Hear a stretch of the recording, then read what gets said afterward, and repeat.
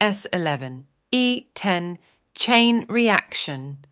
A new morning on Oak Island finds the team in the war room meeting with the Duma team in their headquarters via video. Duma too is disappointed with the progress so far this year. They have come up with a new plan to stop the flow of water into the garden shaft.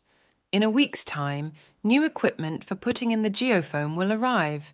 The geofoam will be 40% stronger than what they are now using. Rick points out they need to get the shaft down to 95 feet in order to hit the tunnel they believe to be there. It's everyone's hope this new equipment will do the trick. They say goodbye to Dumas and then proceed to discuss Aladdin's cave. They are considering putting a caisson down into the cave, but will first drill a new borehole and take a look down. Later that afternoon, in the southeast corner of the swamp, Billy is back digging and Gary is detecting as they continue looking for more of the stone road. Gary finds another piece of a large crudely made chain with a hook. Rick sees that there is a 3-point hitch attached to the chain and says this could pull heavy items across a beach. It will go to the lab and Carmen. Next, Gary pulls up a piece of wood with iron embedded inside it, and not far away, he pulls up a second piece of wood with what looks like a rose-headed spike inside it. The spike looks to be from the 1700s. Both items will go to the lab. Meanwhile, while in the interpretive center, the team is examining artifacts found on Lot 5 last week.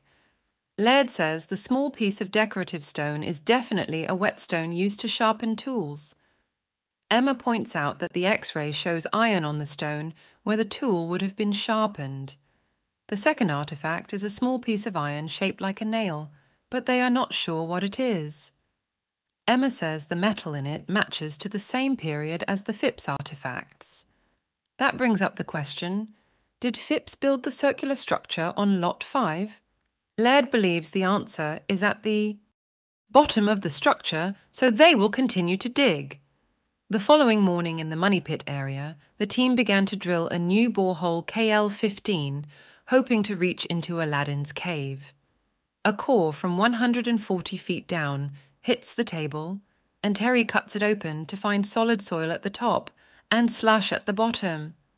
One of the men from the drill team arrives to tell them he believes they have hit a cavity at 147 feet, but it is full of slush, so he believes there has been a collapse in the cave. Moving to the war room, the team meets with Marty and Craig via video to inform them of a collapse in the cave. Marty is very disappointed. Alex says there is a chance it is only a partial collapse. The team decided to have Steve and Paul put together all the data from the camera and sonar tests on the cave and report back to them. Over on Lot 5, the archaeologists continue to dig in the circular structure, while Helen and Jamie sift the spoils. Helen finds a piece of stoneware from the 1700s and bags it, Fiona, then discovers what could be the entrance to a cellar or the top of a staircase in the side of the structure. Jamie says there looks to be more below ground. Fiona keeps digging. While sifting, Jamie then finds a decorative bead that looks to be Venetian glass from the 14th century used for decoration and also for currency. Laird emphasizes this is a very important artifact. Later that day, in the southeast corner of the swamp, Jack digs up a large rod iron fastener that looks to be from the 1700s or older. It goes to the lab. As morning arrives in the interpretive center, Carmen is examining the artifacts found in the southeast corner of the swamp. The first item is the wood with metal inside, and Carmen says there are 2 handmade nails alongside of a bigger item and believes this piece could have held a lamp in a structure. Could there be a structure in the southeast corner of the swamp? What could it be?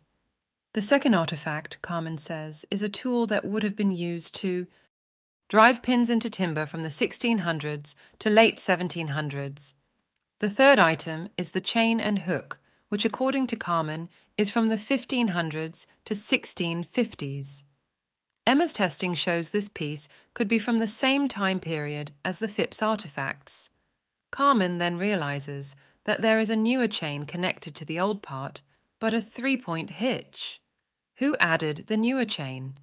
This piece was probably used to move cargo by a boom from a ship to shore. More research is needed. As another weekend on Oak Island, the team meets in the war room to examine the data Steve and Paul have put together on Aladdin's cave. Steve shows a video taken, but the team on one side and by the Pro-Hawk company on the other. They see the bolt sitting on a flat area and wonder why that is there. The main feature shows a very clear right angle that could not be natural to the cave. Steve believes it to be the entrance they are looking for, and Craig adds, it could potentially be man-made. Steve sees a second opening going both east and west. Ian wonders where the metals are coming from that have shown up in the water tests. Steve declares that the southern edge seems to have collapsed over time. The team needs to see what's down there, so they make the decision to put down a caisson as Marty believes the collapse could be hiding what's on the cave floor. Will they find treasure on Aladdin's cave floor? Stay with us to get the answer, fellow questers. Join us next week, as hopefully John and I will be back for a Wednesday podcast. In the meantime, stay safe. Please, everyone.